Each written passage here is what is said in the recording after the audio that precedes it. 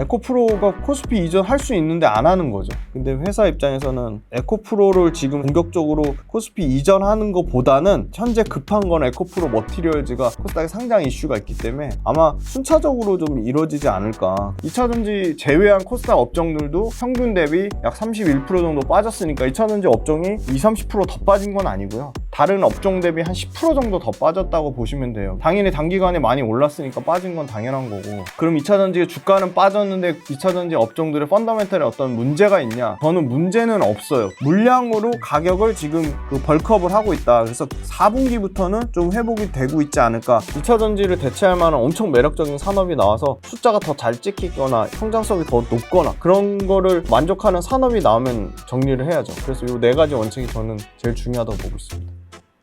네. 반갑습니다. 김지훈의 훈훈한 지식이고요. 제 본업은 전업 투자자입니다. 저는 뭐 전문가라고 한 번도 얘기한 적 없고요. 개인 투자자가 다 찐 전문 투자자가 되셔야 됩니다. 저는 그거를 믿고 지금 계속 김지훈의 훈훈한 주식 경제원탑에서도 많이 응원해 주셔가지고 지금 폭풍 성장하고 있습니다. 근데 오늘 지금 목 상태가 너무 나빠가지고 말하는 게 너무 고통스럽고 힘든데 조금 말하는 게 이상하더라도 좀 양해 부탁드리고요. 김지훈의 훈훈한 주식도 많은 사랑 부탁드리겠습니다. 2차전지가 9월 들어서 지금 많이 하락하면서 많은 분들이 불안함을 느끼시고 있잖아요. 그래서 이번 2차전지 관련주들의 주가랑 어떤 이유에서 나오고 있는지 궁금합니다. 네, 일단은 단기간에 많이 올랐죠. 사실은 모든 주식이 항상 상승 뒤에는 조정이 있다. 그걸 꼭 명심해 주셨으면 좋겠고, 주식이 90도 각도로 오를 수는 없어요. 계속 올랐는데 2차전지가 당연히 지금 많이 빠지는 거는 그런 것 같아요. 단기간에 너무 빠르게 올랐거든요. 아무리 2차전지 조정이라고 하지만 그럼에도 불구하고 역시나 지수, 코스피, 코스닥 대비해서 압도적으로 초과 상승이 나고 있고요. 2차전지 지금 제가 오늘 9월 10일 지금 이거 찍고 있는 오전 11시 기준으로 평균 수익률이 50%가 넘고요. 48개사 실적 추정이 가능한 평균치가 한 56%가 되고, 그 다음에 고점 대비 빠진 거는 평균 되면 한 40% 정도 빠졌어요. 고점 대비 40% 빠졌는데, 그럼 코스닥 업종들 2차전지를 제외한 업종들은 뭐 그렇게 안 빠졌냐? 2차전지 제외한 코스닥 업종들도 평균 대비 약 31% 정도 빠졌으니까 2차전지 업종이 막 뭐 20-30% 더 빠진 건 아니고요. 다른 업종 대비 한 10% 정도 더 빠졌다고 보시면 돼요. 그래서 당연히 단기간에 많이 올랐으니까 빠진 건 당연한 거고, 그럼 2차전지의 주가는 빠졌는데 2차전지 업종들의 펀더멘털에 어떤 문제가 있냐? 저는 문제는 없어요. 근데 다만 조금 우려되는 거는 리튬 가격이 계속 좀 지속적으로 하락을 하고 있어요. 그래서 리튬 가격이 제가 7월달 데이터 가져왔을 때는 약 47,000불인데 지금 30,000불 정도니까 약 34%가 빠졌죠. 수산화 리튬 가격 기준으로 34%니까 굉장히 많이 빠졌죠. 그리고 탄산 리튬 가격이 원래 고점 5월 달부터 가파르게 오르기 시작해서 6월 고점 찍을 때가 305.5 위안이었는데 지금 190점 위안. 그러니까 이것도 50% 넘게, 탄산 리튬도 50% 넘게 빠졌죠. 그럼 왜 이렇게 많이 빠졌냐? 그러면 리튬 관련돼서 사실 중국에서 초과 공급에 대한 이슈가 있었고, 저가의 탄산 리튬 가격이 좀 많은 그 비싸게 산 재고가 쌓이다 보니까 탄산 리튬 재고 쌓인 부분에 따라서 역시나 단기적으로 좀 수요와 공급의 이슈에 따라 좀 주가가 빠졌고, 그 다음에 시장에서 얘기하는 유럽에서 소위 말하는 뭐 재고 논란이라든지 유럽에서 전기차 안 팔린 거는 데이터를 쪼개보면 유럽도 철저하게 차종별로 다른 거고요. 그 다음에 유럽도 생각보다 그 LFP 배터리보다는 NCM 배터리 쪽은 굉장히 선방했다, 이렇게 말씀드릴 수 있을 것 같고, 유럽의 CATL 늘어나는 거는 LFP보다는 유럽의 CATL도 당연히 하이니켈 양극재를 하거든요. 그래서 하이니켈 양극재가 좀 잘 팔린 부분이 있어서 유럽 CATL 데이터가 좀 좋았다, 그렇게 말씀드릴 수 있을 것 같습니다. 투자자 입장에서는 주가가 떨어지면서 불안함을 호소하시는데 이제 4분기에도 상승 흐름을 이어갈 수 있을지가 가장 투자자로서는 궁금할 것 같아요. 이러한 모멘텀이 있을까요? 네, 일단은 지금 제일 짓눌렀던 게 공매도인데, 일단 공매도 관련돼서는 줄지 않아요. 지금 사실은 에코프로 기준으로 이 공매도표 띄워주실 건데, 원래는 1조 4천억에서 지금 거의 7천억대까지 줄었다가 8월 31일 기점으로 다시 1조 3천억대까지 다시 늘었거든요. 이게 보통 3일 전 데이터가 나오는데 에코프로가 제일 그다음 공매도 수량이 줄였다가 다시 본격적으로 늘어났고, 포스코홀딩스나 포스코퓨처엠은 지금 역대 최대 수준의 공매도 잔고를 나타내고 있거든요. 그래서 굉장히 공매도가 수급에 부담이 되고 있고요. 심지어 키움증권, 영웅문, HTS 들어가서 공매도라고 치시면 번째는 공매도 수익률별로 상위가 나오는데 포스코 퓨처엠, 포스코 홀딩스, 에코프로, 에코프로비엠 모두 공매도 기준으로 수익 중이에요. 공매도 세력이 수익 중이니까 굳이 지금 공매도 세력 입장에서는 급하게 갚을 이유가 없는 거죠. 그러니까 공매도 수량이 늘어나면 늘어났지 공매도 세력이 수익 중이기 때문에 지금 수급에 계속 부담은 되고 있는 사실인 거고, 그 다음에 두 번째는 리튬 판가 빠지는 거 말씀드렸는데 리튬 판가가 빠지는 건 새로운 사실은 아니에요. 이미 알고 있는 사실이고, 그럼 리튬 판가가 언제 회복이 될 거냐, 7월달 8월달 양극재 수출 데이터 나온 거 보면 7월달에 청주, 그러니까 에코프로비엠하고 LG화학이 포함된 청주에서 가격은 빠졌는데 물량이 회복됐어요. 출하량 기준으로 38% 늘어났거든요. 그래서 월별로 치면 최대 출하량 나왔거든요. 그래서 다행히도 Q는 회복이 되고 있다. P는 회복이 못 됐지만 Q는 회복이 되고 있다고 말씀드리고, 7월달에 지금 전체 양극재 수출량하고 수출 금액을 보시면 수출 가격은 42만 4천 달러예요. 그러니까 두 자릿수 15%에서 20% 하락할 걸 예상했는데 9.8% 빠졌으니까 선방한 거예요. 그러니까 시장 예상치보다는 덜 빠졌어요. 안 빠졌다는 얘기가 아니에요. 선방했다는 거고, 총 금액 11억 3천만 달러예요. 그러니까 전 월 대비 3개월 연속 하락했는데 9% 상승했어요. 그러니까 수출 금액도 전체 금액은 좀 회복이 됐다. 그 다음 수출량은 전 월 대비 21% 증가했어요. 그래서 7월 달에 청주 데이터가 좀 빠르게 회복이 되면서 수출량, 그러니까 Q, 물량은 지금 회복세에 나타나고 있다는 거고요. 배터리 핵심 소재 양극재 미국 수출이 사실은 한국무역협회에서 발표한 거면 1월부터 7월까지 누적 데이터가 18억 3,600만 달러예요. 금액으로 치면 2조 한 4,300억? 예, 2조 4,300억이니까 그럼 전년 대비 얼마 늘었냐? 전년도가 8,734억이니까 약 3배 늘었어요. 그러니까 1월 달부터 7월 달까지 양극재 쪽 미국 수출액은 어마어마하게 늘어난 거죠. 전년 대비 3배 정도 늘어났으니까. 그래서 미국에서 굉장히 선방하고 있다는 거고, 불과 한 달 전 데이터죠. 8월 달에 NCM과 NCA 수출액은 전월 대비 1% 늘어났어요. 그러니까 처음으로 전월 대비 소폭 증가했다. 그러니까 바닥 찍고 반등세가 좀 나오고 있는 것 같다. 물론 9월 달 데이터 또 확인해 봐야 돼요. 그래서 전월 대비 1% 늘어났다는 게 중요한 거고, 수출량은 2만 7천 톤으로 이것도 전월 대비 0.9% 늘어났고요. 전년 대비 10% 증가했어요. 그러니까 전년 대비도 늘었고 전월 대비로 수출량은 지금 늘어나고 있다. 아까 말씀드린 Q 물량의 증가가 나오고 있다는 거고요. 계속 전년 대비 두 자릿수 10%대 증가율을 유지하고 있다는 게 좀 포인트고요. 이 가격은 좀 체크를 해 두셔야 될 것 같은데요. NCM과 NCA를 구분해서 보셔야 되는데, NCM은 킬로그램당 41.4불이에요. 그러니까 원래 50불 기준으로 하는데 많이 빠졌죠. 근데 그럼에도 불구하고 4개월 동안 연속으로 하락하다가 반등 나왔다는 거고요. 반등은 전월 대비 1.2% 증가했습니다. NCM 수출 가격 41.4, 킬로그램당 41.4 좀 기억을 해주시고요. NCA는 얼마냐? 이것도 기억을 해주세요. 킬로그램당 47.4불이에요. 근데 요거는 전월 대비 아직 증가세는 아니고 하락세인데 원래 9%대 하락에서 4.6% 하락했으니까 하락폭이 줄어들었어요. 그래서 결론은 뭐냐? NCM이나 NCA 모두 7월달, 8월달에서 물량 회복이 나오고 있다는 거고요. 가격은 추세적으로 아직 회복은 못하고 있지만 3분기에 이미 판가 빠지는 건 알고 있고 4분기부터는 좀 회복이 되고 있지 않을까. 그 이유는 물량으로 가격을 지금 벌크업을 하고 있다. 그래서 그걸 영어 레버리지라고 하는데, Q가 늘어나서 가격 빠지는 부분을 좀 회복을 하고 있다는 거 말씀드리고, 세 번째는 이 유럽과 미국에서 중국의 그 CATL과 BYD가 엄청나게 막 물량이 늘어나는 것처럼 그렇게 얘기를 하고 있는데, 제일 중요한 거는 많이 팔리는 차종이 중요해요. CATL 같은 경우는 모델 3, 모델 Y, 벤츠 EQS, 그 다음에 볼보의 XC40, 그 다음에 상하이 자동차 중에 이 계열사인 이 MG4, 그 다음에 현대차의 코나 EV, 기아의 레이 EV이고요. BYD는 테슬라의 모델 3, 모델 Y, 도요타의 BG3, 그 다음에 포드의 에보스, 기아의 EV5, 그 다음에 KG 모빌리티의 토레스 EVX거든요. 그럼 이런 차종이 엄청 많이 팔리냐? CATL은 테슬라의 모델 3랑 모델 Y만 많이 팔리고요. 그 다음에 MG4가 많이 팔리는데, MG4 같은 경우는 이거는 완전 그냥 중국 로컬이에요. 해외 진출을 못하고 있죠. 그리고 BYD 같은 경우는 테슬라 모델 3, 모델 Y만 많이 팔리고요. 도요타,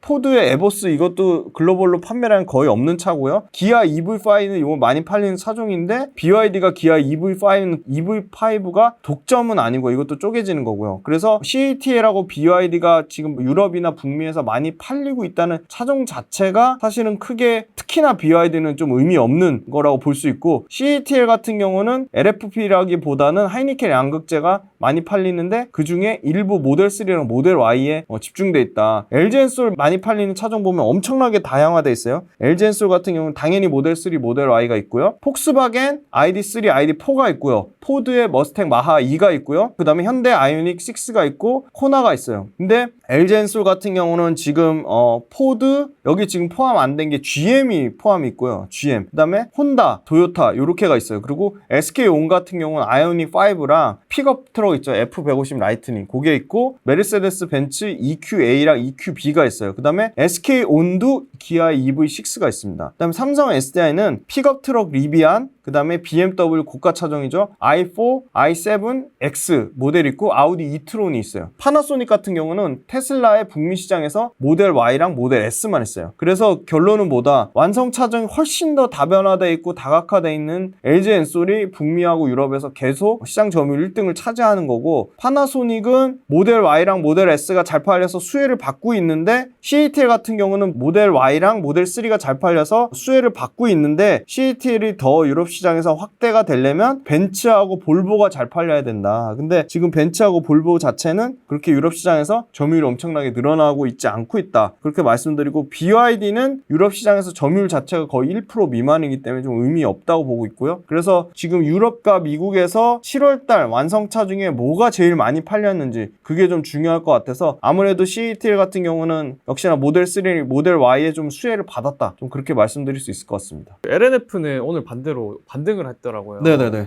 그래서 그게 어떤 이유에서 이렇게 LNF는 이제 코스닥에서 코스피 상장 이슈가 있습니다. 그래가지고 LNF 같은 경우는 지금 밸류에이션 쌍으로는 가장 좀 저평가되어 있다고 나오고 있잖아요. 지금 LNF 실적 보시면 양극재 중에 좀 유일하게 반등이 나왔죠. 지금 LNF 같은 경우가 2분기 실적이 상당히 나빴죠. 지금 2분기에 영업이익 30억 기록했는데 그래도 지금 연간으로는 1,800억에서 2,000억 정도 영업이익 체력을 예상하고 있어서 1,800억 기준으로 하면 PER 54배거든요. 그리고 지금 23년 기준으로만 말씀드려요. 포스코 퓨처엠이 지금 PER 기준으로 130배. 그러니까 당연히 LNF가 월등히 차이가 나죠. 에코프로비엠이 23년 PER 기준으로 지금 약 90배 정도거든요. 그러니까 23년 PER 기준으로는 일단 LNF가 양극재 5대 천왕 중에 제일 좀 저평가돼 있다고 보기는 또 어렵네요. LG화학이 있으니까요. LG화학 PER 볼게요. LG화학 PER이 23년 기준으로 23배예요. 그러니까 LG화학 다음으로 LNF가 좀 싼데 LNF 같은 경우는 이제 코스피 이전 상장하겠다고 밝혔잖아요. 그래서 수급적으로 아마 이슈가 좀 있어서 그 부분이 좀 모멘텀을 받는 것 같고 코스피 이전 상장 결정 난 게 LNF 말고 포스코 DX가 있거든요. 그래서 포스코 DX는 엄청나게 지금 주가가 최근 한 달치만 보면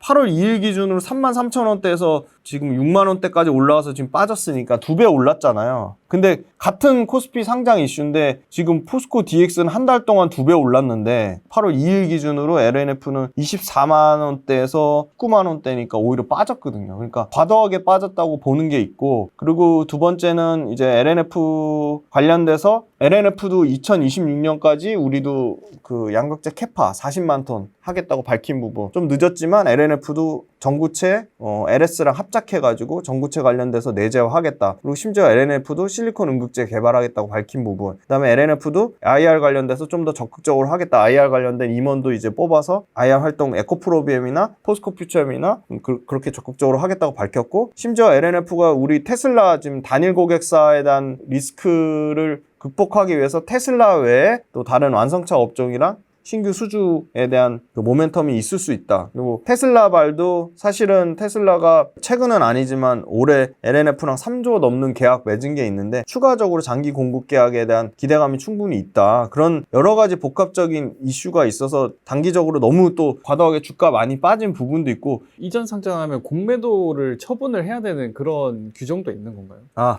네, 맞아요. 네, 그게 코스닥 150 제외되면 공매도 쇼커버링 때문에 당연히 자동으로 공매도 관련돼서 갚아야 되는 부분이 있습니다. 그래서 그거 부분도 사실은 수급적으로 긍정적인 이슈는 될 것 같아요. 에코프로나 에코프로 그룹주 같은 경우에는 코스닥에만 있잖아요. 근데 이게 에코프로가 코스피로 이전 못하는 이유가 있나요? 아니면 안 하고 있는 건가요? 에코프로 그러니까 코스피 이전할 수 있는데 안 하는 거죠. 못 한다기보다는. 근데 회사 입장에서는 에코프로를 지금 사실 공격적으로 코스피 이전하는 것보다는 현재 급한 건 에코프로 머티리얼즈가 코스닥에 상장 이슈가 있기 때문에 아마 순차적으로 좀 이루어지지 않을까. 코스닥에서 코스피로 간다고 무조건 뭐 수급적으로 그렇게 좋은 거라고 얘기하기는 어렵기 때문에 아마 그런 걸 따질 텐데, 지금 상황에서는 에코프로 머티리얼즈 하반기에 상장 이슈가 더 워낙 중요한 이슈이기 때문에 시간적인 측면에서는 아마 우선순위에서 코스피 이전 상장은 좀 더 시간을 두고 좀 천천히 진행하려고 하는 것 같아요. 그러면 상장이 우선적인 목표인 이유가 있을까요? 에코프로 머티리얼즈 상장이 엄청 중요한 거죠. 이건 원래부터 굉장히 오래전부터 준비를 했던 거고, 에코프로 머티리얼즈가 국내에서는 그래도 유일하게 지금 전구체를 내재화하는 업체거든요. 생산량으로만 기준으로 봐도 압도적이고, 지금 전구체가 뭐냐면 양극재에 들어가는 가장 중요한, 그러니까 양극재 구성하는 물질의 70% 이상을 차지하는 가장 중요한 중간 물질이고요. 전구체에 수산화 리튬을 결합한 게 양극재거든요. 그럼 이 전구체가 양극재 물질의 70% 이상을 차지하니까 가장 중요한데, 그럼 이 전구체를 다 어디다 쓰냐? 다 중국 거 갖다 쓰거든요. 아니면 심지어 중국 업체들 국내랑 합작해가지고 대부분 다 포스코도 화요코발트 합작, LG화학도 화요코발트 합작, LNF 같은 경우는 이제 자체 JH 케미칼인데 그게 물량이 적어서 또 LNF도 합작의 형태로 하려고 하고 있기 때문에, 지금 전구체 요거 표 보시면 시장 점유율이 일본의 스미토모 메탈 마이닝이 35% 1등이고 에코프로 머티리얼즈가 2등이에요. 점유율 19%. 근데 에코프로 머티리얼즈가 연간 작년으로 기면 6,600억 매출에 400억 영업이익 나는 회사거든요. 그래서 에코프로 머티리얼즈가 지금 시장 밸류 거의 약 3조 정도 밸류 받는데, 이게 지금 전구체 시장 점유율 16%인데 지금 일본 업체랑 2배 가까이 차이 나는데 3조 조달받아서 공격적으로 캐파 증설하면 당연히 에코프로 머티리얼즈가 하이니켈 전구체 시장 점유율 향후 3년 내에 전구체 내재화를 4배, 5배까지 하겠다고 했거든요. 그래서 회사가 시장 내에서 갖는 중국을 제외한 수직 계열화 돼 있는 회사가 에코프로 머티리얼즈로부터 전구체를 조달받으면 에코프로 BM도 너무 좋은 상황인 거죠. 왜냐면 에코프로 BM도 마진율이 6%, 7%밖에 안 나오는데 이 에코프로 머티리얼즈한테 100% 전구체를 갖다 쓰기만 하면 지금 전구체율 내재화율이 30%도 안 되는데, 2030년까지 전구체 내재화율 지금 포스코 퓨체엠이 75% 하겠다고 했고, 에코프로 BM은 2027년까지 전구체 내재화율 35% 하겠다고 했으니까 전구체가 밸류체인에서 갖는 의미가 굉장히 크고, 산업계 내에서도 회장 구속이라는 여러 가지 부정적인 이슈가 있음에도 불구하고 에코프로 BM의 이 전구체 내재화가 워낙 중요하고, 전구체 내재화가 국산화하는 게 너무 중요한 산업계 이슈이기 때문에 이거를 당연히 지금 상장시키려고 하기 때문에, 에코프로 머티리얼즈 상장을 통해서 에코프로 그룹에 자금이 들어오면 에코프로 BM의 이익률도 좋아지고 에코프로 머티리얼즈도 생산 캐파를 늘려서 당연히 전구체 시장 점유율이 더 확대되고, 그러면 에코프로 머티리얼즈가 전구체 만들면 에코프로 BM만 갖다 쓰는 게 아니고 포스코 퓨처엠이나 LG화학이나 LNF도 갖다 쓸 확률이 높겠죠. 그럼 하이니켈 전구체 시장이 당연히 커지고 점유율도 확대돼서 글로벌적으로 의미가 있어지니까 이건 굉장히 좀 중요한 문제고, 그러면 밸류체인이 수직 계열화 되니까 에코프로 그룹사나 다른 이 전구체 관련된 업체들도 다 구조적으로 성장하는 국면에 있다.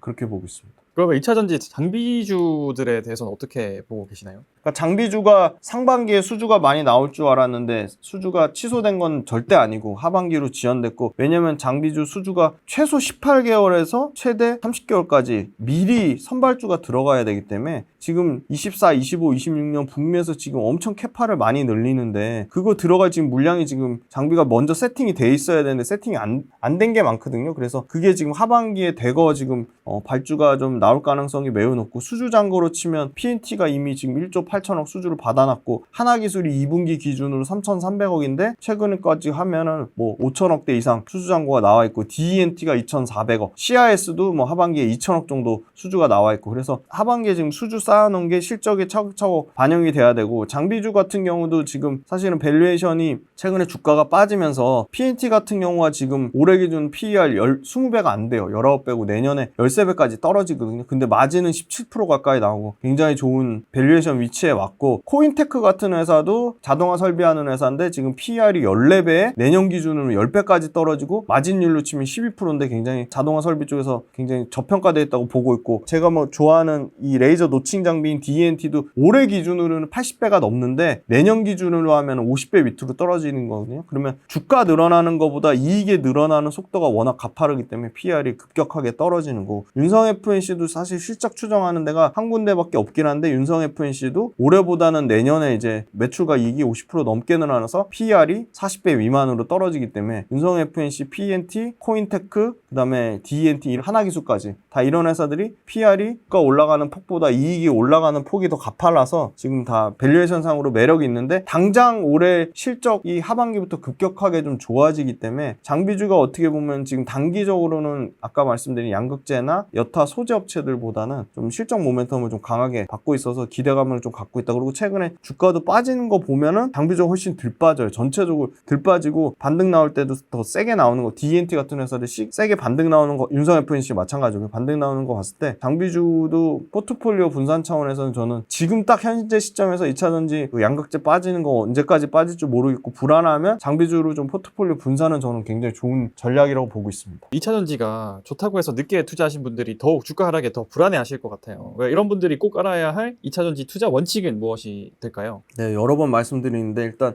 제일 중요한 게 전기차 시장 침투율이 8월달 데이터를 보면 미국이 한 9% 정도고 유럽이 21% 됐습니다. 21%. 중국이 30%가 넘었어요. 32%예요. 그러니까 중국을 제외한 북미하고 유럽은, 일단 유럽은 50% 기준으로 하면 아직 2.5배 성장 여력이 남아있는 거고, 북미는 9%니까 최소한 6배 정도 성장 여력이, 그러니까 전기차가 2030년에 딱 절반 이상 차지한다고 봤을 때 2030년 기준으로 6배, 북미가 6배 시장 남아있는데 북미에서 우리나라 배터리 셀 업체가 거의 70% 이상 장악하고 있기 때문에 뭐 여전히 성장성 굉장히 크다고 보고 있고, 유럽도 60% 이상 우리가 장악하고 있는데 유럽도 아직 2.5배 성장하니까 성장 여력이 남아있는 거고, 그러면 이게 성장률이 언제 꺾일 거냐, 대부분 예측하는 거는 26년 기준으로 북미하고 유럽에서 성장률이 꺾일 거라고 보고 있어요. 그러면 그냥 성장만 꺾이는 게 아니라 2차전지 관련된 회사들의 밸류체인들의 그 소위 말하는 설비 투자, 캐펙스 투자가 줄어들겠죠? 그 캐펙스 투자가 줄어드는 시점, 그거는 2026년보다 조금 더 2분기 정도 더 빨라서 25년 말이 될 수도 있어요. 그러니까 캐펙스 투자가 둔화될 때, 전기차의 시장 침투율이 꺾일 때 50% 되면 꺾이겠죠? 그 다음에 세 번째는 이런 2차전지 밸류체인 회사들의 실적 증가폭이 꺾일 때, 지금은 실적 증가폭이 일단 배터리 셀만 해도 30% 넘게 증가하고요. 양극 양극재 업체도 50% 증가하고, 뭐 실리콘 응급제 같은 회사도 100%씩 증가하고, 장비 회사들도 50%씩 매출이 늘어나거든요. 그럼 그게 50% 늘어나는, 매출 늘어나는 회사가 갑자기 역성장해가지고 갑자기 마이너스 10%로 되지는 않아요. 50% 늘어났다가 조금 줄어서 30%, 또 조금 줄어서 10%. 그럼 그 꺾이는 시점이 보통 예상하는 게 26년도 예상하거든요. 그래서 그 26년까지 전기차 시장 침투율이 포화 상태인지 제일 먼저 보시고, 그 다음에 그런 회사들의 캐펙스 투자가 둔화되는지, 10% 늘다가 5% 늘어나는 건 파는 시점은 아니에요. 예를 들어 뭐 10% 20% 늘어나는데 갑자기 뭐 3% 4% 이렇게 빠진다거나 그 폭이 굉장히 커졌을 때, 캐펙스 투자 증가율이 둔화됐을 때, 세 번째는 이런 회사들 실적이 40%